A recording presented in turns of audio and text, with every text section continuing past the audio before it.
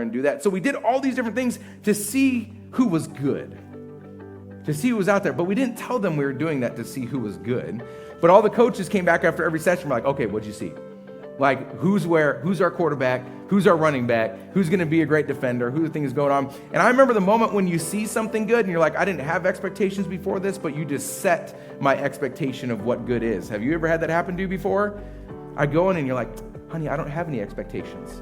And then they do something great and you're like, well, now I expect you to do that every time. And you're like, no, I'm not going to. That's why I don't do great things in the house. Because then you expect it every time. If I leave it mediocre, that's the expectation level. Once I do it great, you know I can accomplish that. See, you guys who all laughed have done that before in your house. You have set your own expectations.